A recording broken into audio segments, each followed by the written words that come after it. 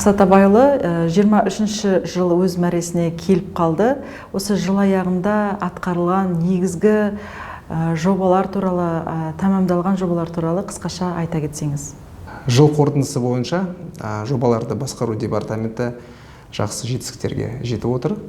Өндірістік бағытта атқарылған іс-шаралар бойынша қазіргі таңда жобаларды басқару департаменті 3 жоба бойынша өз жұмыстарын қорытындылай келе.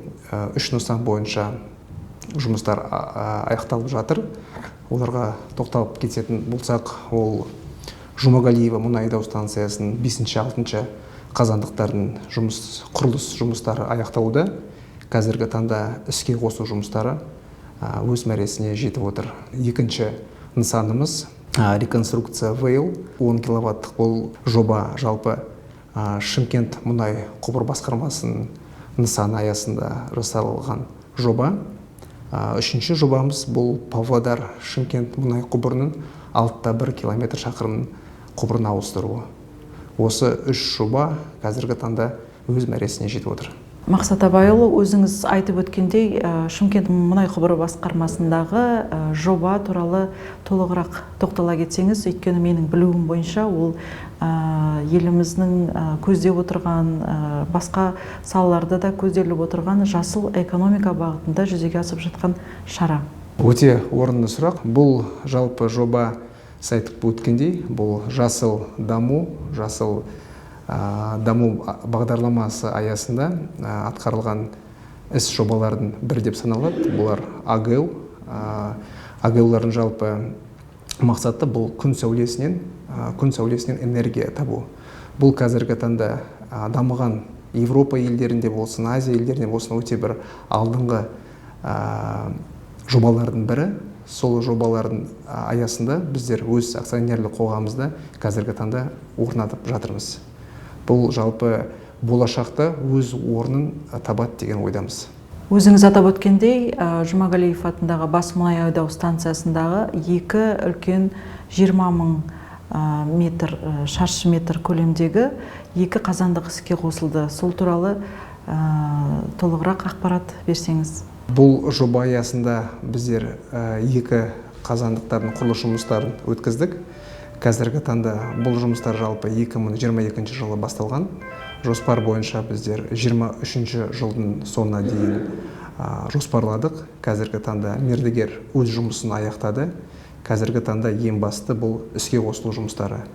Бұл 20 мыңдық қазан қосымша 40 мыңдық қазан ретінде өте бір жақсы үлесін қосады деген үміттеміз. Компаниямызда жобаларды басқару департаментінің құзыретінде одан бөлек әлеуметтік бағытта бар. Осы бағытта жалпы компаниямыздың атқарған қандай қызметтері, жұмыстары бар және тәмамдалған жобалар болса атап өтсеңіз, одан кейін 2024 жылы қандай жоспарларды жүзеге асырмақсыздар? Акционерлік қоғамымыздың ең басты басшылығының қолдауымен қазіргі таңда әлеуметтік әкімшілік жобалар іске асырылып жатыр. Бұл бағдарлама 2023-2027 жылдар аралығында. Қазіргі таңда бұл жобалар аясында біздер кеше ғана Кеңгияқ мұнай айдау станциясында 48 орындық жатақхана күрделі жұмыстары аяқталды. Бұл жоба кеше ғана тапсырылды. Жалпы қазіргі таңда бізде жоспар бойынша бұл Сәутес мұнай айдау станциясында 20 орындық жаңадан құрылған жатақхана. Бұл жоба аясында жұмыстар осы желтоқсан айының соңына дейін аяқталады. Жалпы қаңтар айында біздер бұл жобаны тапсыруға дайын боламыз.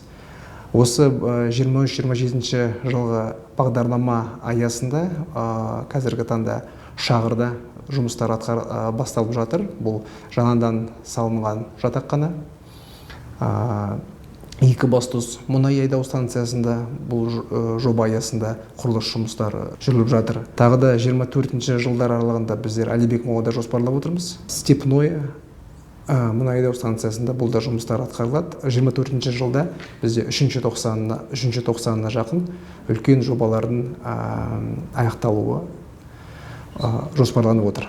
Мақсат Абайұлы, еліміздің мұнай тасымалы саласында атқарып жатқан еңбектеріңіз жана берсін. Алға қойған мақсаттарыңыз ойдағыдай іске асады деп ойлаймын. Іске асады.